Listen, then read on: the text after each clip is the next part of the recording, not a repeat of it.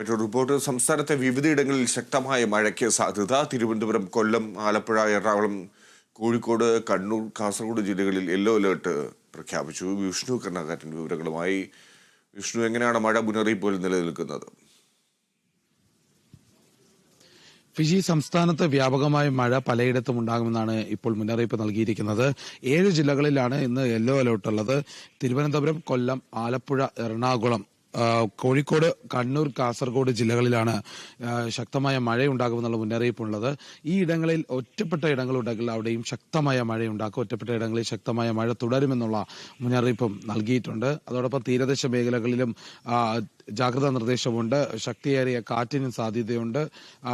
തീരദേശ മേഖലകളിൽ മത്സ്യബന്ധനത്തിന് നിയന്ത്രണമുണ്ട്. ഈ ഒരു സാഹചര്യത്തിൽ മണ്ണിടിച്ചിൽ സാധ്യതയുള്ള മേഖലകളിലും ജാഗ്രതാ നിർദ്ദേശം നൽകിയിട്ടുണ്ട്. ഏതായാലും സംസ്ഥാനത്ത് പലയിടത്തും ഒറ്റപ്പെട്ട ഇടങ്ങളിൽ ശക്തമായ മഴ തുടരുമെന്നുള്ള മുന്നറിയിപ്പ് തുടരുമ്പോൾ തന്നെ ഈ 7 ജില്ലകളിൽ വ്യാപകമായ മഴയ്ക്ക് സാധ്യതയുണ്ട്. മറ്റ് ജില്ലകളിൽ മിതമായ നിരക്കിലുള്ള മഴയ്ക്കും സാധ്യതയുണ്ട്. സംസ്ഥാനത്ത് പൂർണ്ണമായും ഇന്ന് മഴയുണ്ടാകുമെന്നുള്ള മുന്നറിയിപ്പാണ് വരുന്നത്.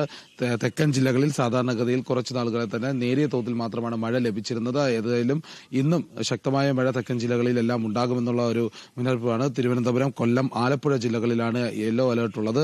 അതോടൊപ്പം തന്നെ മധ്യ കേരളത്തിൽ എറണാകുളത്താണ് കൂടുതൽ മഴ ലഭിക്കാനുള്ള സാധ്യത. വടക്കൻ കേരളത്തിലേക്ക് പോകുമ്പോൾ കോഴിക്കോട്, കണ്ണൂർ, കാസർഗോഡ് ജില്ലകളിൽ വ്യാപകമായ മഴയ്ക്ക് സാധ്യതയുണ്ട്. പക്ഷേ അതീവ ജാഗ്രത പുലർത്തേണ്ട ഒരു സാഹചര്യം ഇപ്പോൾ നിലവിലില്ല എന്നുള്ള മുന്നറിയിപ്പും ലഭിച്ചിട്ടുണ്ട്. ഫിജി.